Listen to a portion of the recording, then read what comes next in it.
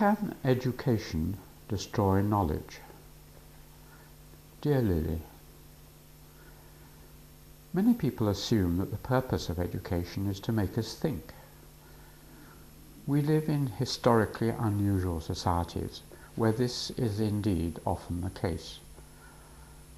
Yet education can just as well be seen as a device to constrain thought. It's often used to direct people to think acceptable ideas, so that the only thoughts that are thinkable are those that one's teachers, and the society as a whole, consider appropriate.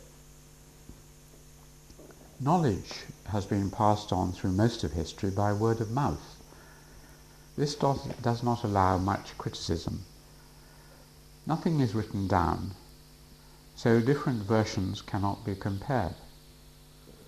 There is no external truth or way providing an orthodoxy from which there can be deviations. Formally recognized differences came later with the development of writing. Such writing was again usually monopolized by the rulers in order to preserve the status quo. It was not an instrument for questioning the system.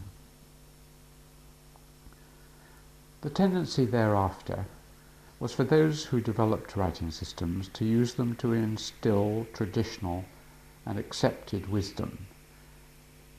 The educators concentrated on the classics, whether religious, Buddhist sutras, Sanskritic texts, the Quran, the Bible, the Torah, or secular, such as the writings of Confucius or Aristotle. The assumption was that the truth had all been revealed long ago. The task of education was to instill this truth in young minds through repetition. There was no questioning, just some explanation, elaboration, teasing out of obscure meanings. This tendency was reinforced as wealth increased. There were more priests and teachers. The ability to pass the examinations on the texts became ever more important as the key to power and status. The period of education became ever longer. This was true in the past, just as it is today. Where once a good school grade might have got you a reasonable job, then a good Bachelor of Arts or Science at university, nowadays you need a doctorate as well. In this expansion and formalization of education, there was little pressure towards independent, questioning thought, in the sense of encouraging originality, doubt, and difference of opinion. Mental worlds were, if anything, increasingly closed. Truth was asserted and given sanction by being written down. Knowledge of the world was unquestioned, and what was read was self-evidently true. This tendency, as we see it developing in many great traditions of scholarship, ended up after some centuries in an almost total lack of change. There was nothing new to be said or thought. The aim was not to lose any of the accumulated wisdom. The knowledge and thinking of the charismatic founder, Confucius, the Buddha, Jesus, Muhammad, was distributed to his followers, who earned a reasonable living by interpreting it and passing it on to their pupils. The tendency shows itself still in the appeal to authority and the learning of things by heart, without really understanding them. Persuading, intriguing, encouraging young minds is very strenuous work. Much easier to assert and dominate using authority and telling students merely to copy down the wisdom. If changes were to be made, they must be so small that they are invisible to the teachers. Tinkering on the edges of knowledge, shifting the mental furniture around, is all that is allowed. Since this requires much less mental effort and often brings prizes and even serious wealth, tinkering is often preferable to trying to make advances in deeper understanding, even today. Another widespread tendency is towards a situation where for every really creative writer or thinker, there are dozens of less talented critics. It's often easier to live by destroying other people's ideas than by generating many of one's own. The frogs in a well syndrome, where humans, like frogs, pull down any frog trying to escape from the well.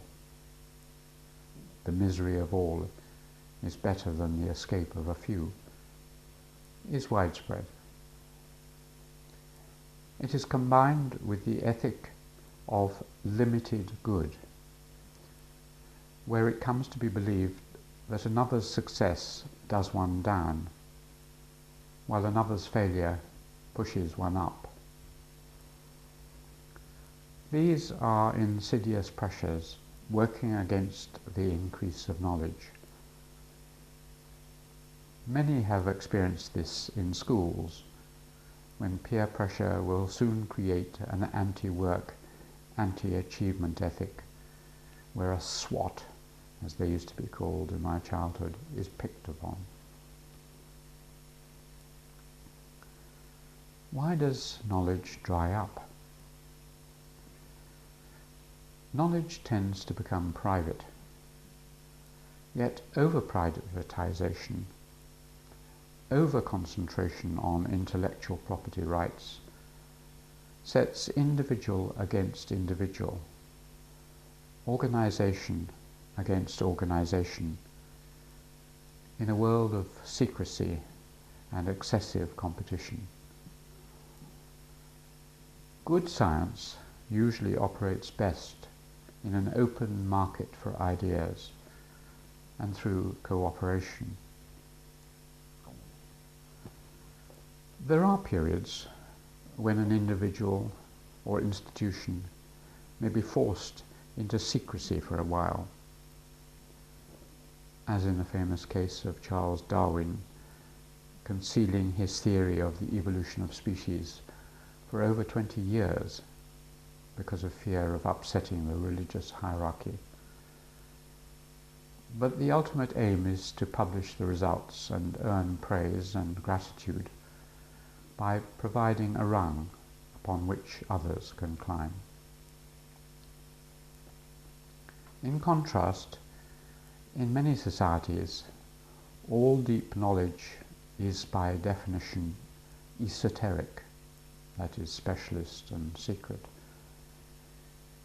It is developed by a particular family, sect, or organization, and the widespread feeling is that it should never be made generally known. Yet all this is the opposite of modern science in the West, where findings are, in theory, published and open so that the hypothesis can be fully tested by colleagues. The scientists and philosophers of Europe lived off their ability to spread their knowledge. The intellectual or priest in many societies lives off his monopoly of secret knowledge. All this works against the rapid expansion of reliable knowledge in the world. In a world of falsehood and deception, of secrecy and privatization, where is the reliable to come from? For most people, nothing can be relied on, least of all information from non-related strangers. Why should others tell the truth? Knowledge is usually costly to acquire. Once gained, like other capital, it should pay dividends. Those who have worked themselves up to the top of the knowledge tree are hardly likely to favour radical thinkers who are hacking away at the trunk. Established systems of knowledge are not dislodged by rational argument, but because the older generation dies off, or their theories just feel stale and out of fashion. In many societies, the senior generation ensures that its successors are so indoctrinated that they never threaten the system. Why do we know more and yet understand less?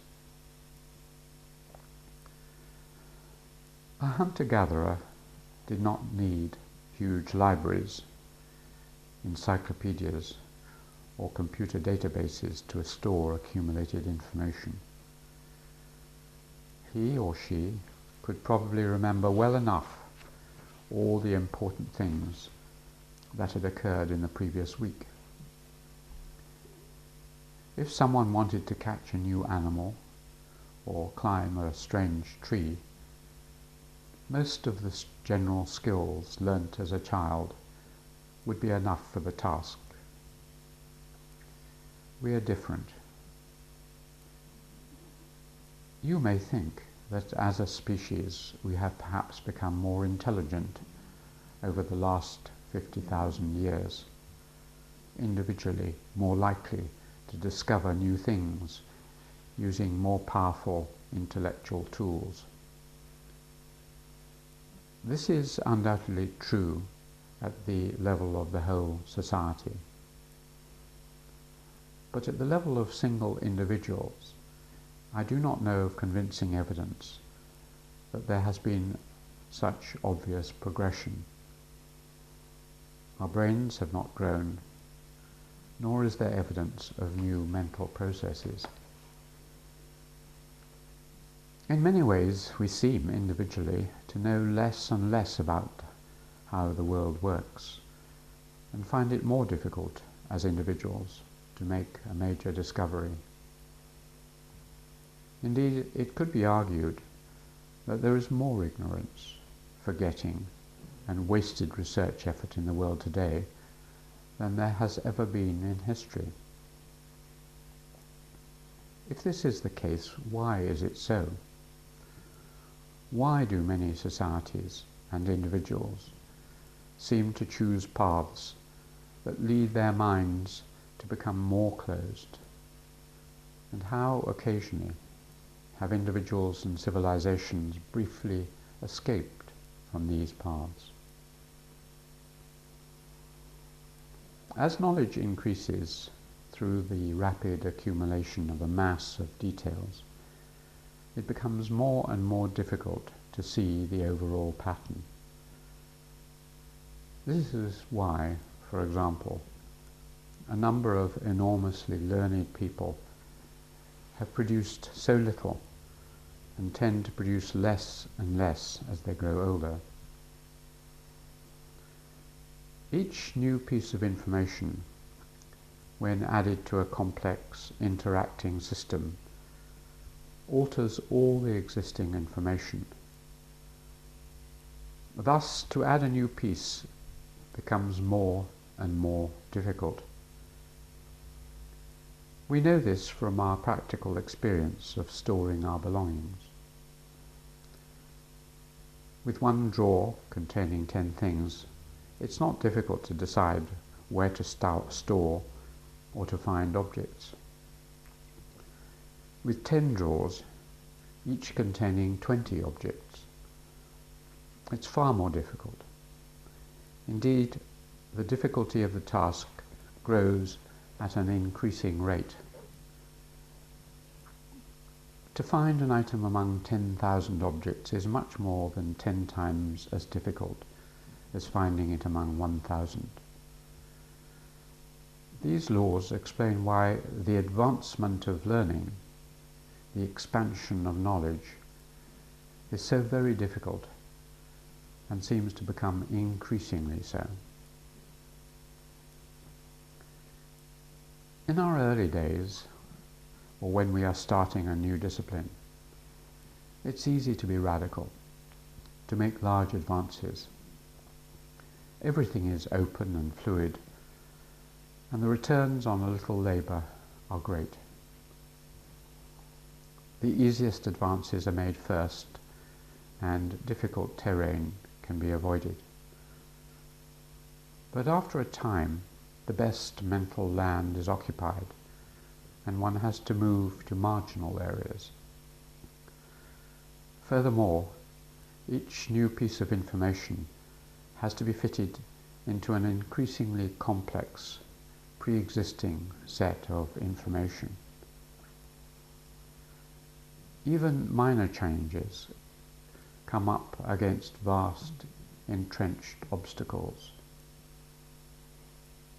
It seems possible only to tinker at the boundaries. And we may know in our hearts that, as the philosopher Karl Popper put it, our knowledge can only be finite, while our ignorance must necessarily be infinite. Do computers help? The problems of knowledge storage and retrieval become greater and greater. Each major stage reaches a ceiling of what can be held and achieved efficiently. Oral cultures can hold only a very small amount of reliable information about the world. Writing created the possibility of libraries of information. Printing extended this possibility enormously through multiplication of texts. By the end of the 19th century, the system of hand indexing using slips of paper had reached its limits. Only in the 1960s, with the development of computers, were new potentials for storage and retrieval reached. At the moment, the position is that the increase of computing power, speed, size of storage media, searching methods, is in advance of the increase in information. The laws of information overload and saturation have been temporarily suspended by technological developments based on science. Yet there is another area where computers do not help much. Radical innovations become more difficult because the time and energy it takes to master all the professional expertise needed to understand and then change a system start to exceed any human being's normal capacity. At the start of a new discipline, an amateur can make huge advances by pursuing what is really a part-time hobby. By the late 19th century, it required highly organized and disciplined teams to carry out major research. The increasing complexity is one reason we often see that conservatism, routinization, and ritualization occurs. This happens when processes become more complex, yet the understanding of the way in which they work, that is the reliable knowledge content, does not increase proportionately. This is the trap shown, for example, by the history of the making of Japanese swords. This technique reached a peak by about 1200 and was scarcely improved over the next 500 years. In a situation such as this, the only way to make sure such complex processes continue to work is not to change them. This lock-in occurs in all forms of knowledge. It occurs in secular processes, making things, education, and also in most religions, ritualization and formalism, and in politics. Thus, the knowledge component levels off, or even decreases. The almost exclusive task is to remember how to repeat the words and actions that were passed on by the ancestors and seemed to work. This is the opposite of innovation and invention, which deliberately force us to forget, superseding previous knowledge, making it out of date and irrelevant. Very few civilizations have avoided this tendency towards conservatism for more than a few hundred years. What blocks our thought? One well-known difficulty in finding new things has been termed by the cognitive psychologist David Perkins as the oasis trap. Knowledge becomes concentrated in an oasis of rich findings, and it is just too risky and expensive to leave that still productive and well-watered zone. So people stick to what they know. This is what happened to a certain extent in China and Japan over many centuries. The huge physical distances between centers of knowledge in China, and the fact that even if one made the effort to travel to another, it usually turned out to be little different from that one had left, discouraged exploration. In Europe, in the last 800 years, there have been numerous oases, separate national cultures, a few hundred miles apart, yet each with a very different intellectual flora and fauna.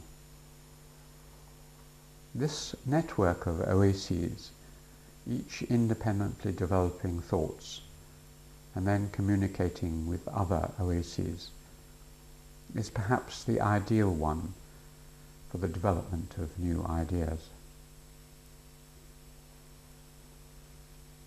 Another way of putting it is that in order to advance, one often has to go backwards, go downhill before one can go up. It's not possible to proceed steadily up the slope of increased knowledge, for it often becomes necessary to make a costly detour. To do so requires great faith, self-confidence, and ample patronage. These are assets that many Europeans seem to have had at certain points in history. Yet they are pretty unusual in general. Before an entirely new technology, such as a new weapon or ship, can come up and replace an old one, there may be quite a long period when the new is less efficient than the old, even though its potential is far greater. There is a long loss-making period when the older views can still outpace the new, untried and inexperienced ones. Who is going to bear the lengthy development costs? This difficulty also applies to scholarly progress. Often the older, more experienced intellectuals can effectively destroy the half-baked, if ultimately more powerful and true, new ideas. Very often the innovators give up, discouraged, or they are left hanging from some literal or metaphorical cross. As Oscar Wilde noted, an idea that is not dangerous is unworthy of being called an idea at all. Yet, if it is dangerous, we have to be careful. Sometimes the risk is not worth taking.